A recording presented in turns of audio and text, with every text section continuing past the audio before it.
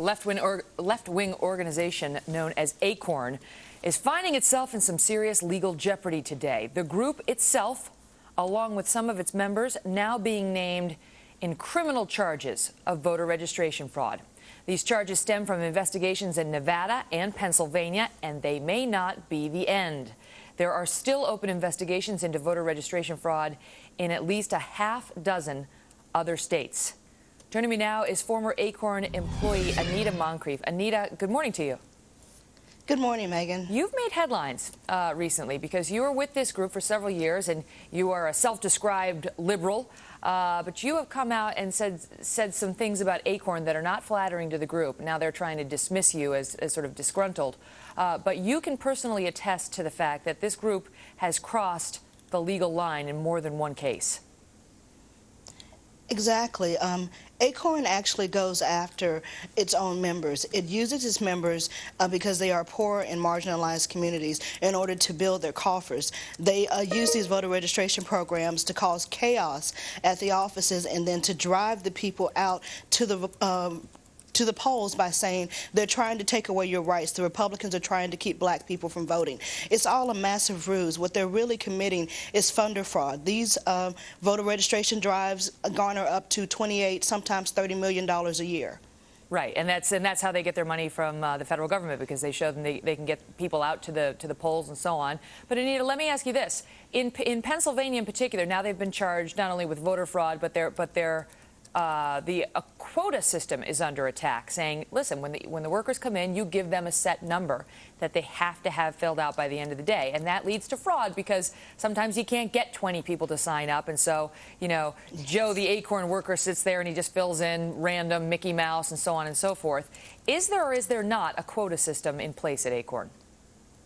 There is definitely a quota system at ACORN. It's something that I testified about in October of last year, and it's something that has existed since at least the 2004 election cycle. ACORN has always urged its workers to get 20 cards, and their training manuals actually say if they don't get 20 cards, fire them before they go out on the next shift so they don't waste your money. Now, Scott Levinson, who is the national spokesperson for ACORN, has come on this show before, and he and I had a contentious interview.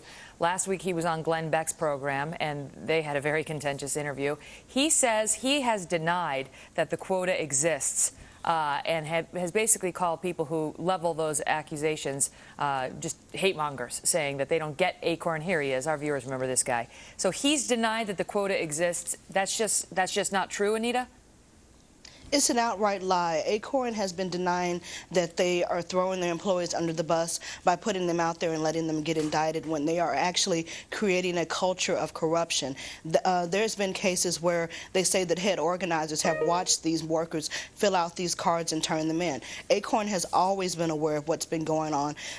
Management notes that I have actually seen say as long as they get 40%, that's fine. What's their goal? What's the end game, Anita? What are they after? Power.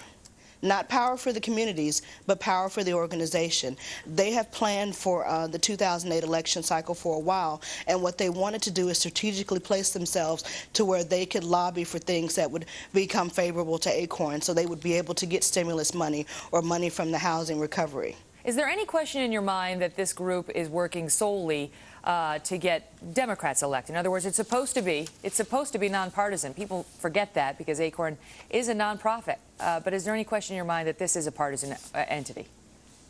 Well, that's a common misconception, actually, because ACORN itself is a 501c4. It's a C4 organization. They are allowed to do certain aspects of political activity. Their affiliates like Project Vote, ACORN Institute are 501c3s. So they solicit the money from the C3s, and then ACORN uses it to run their partisan agendas, which is always Democrat. But what a lot of people don't realize when they attack them, that by saying they're nonpartisan, ACORN comes out and says, no, we're not. That's not what we are.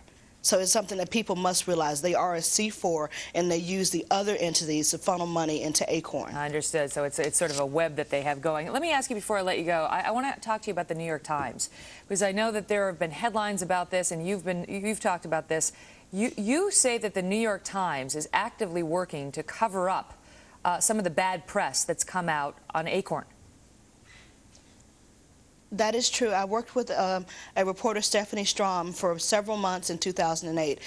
There was a couple of stories that I felt that she watered down when they came out in publication in relation to the ACORN embezzlement scandal. There was also a story that showed that ACORN had gotten the donor list not only from the Obama campaign, but from the DNC, the Kerry campaign, and Clinton's campaign. They were operating as an unofficial arm of the Democratic Party, and the New York Times did not want the truth to come out. Stephanie Strom was on her way here to get evidence here in Washington, and her editors told her to stand down. It wasn't the reporter, it was the entity itself, the newspaper, the New York Times.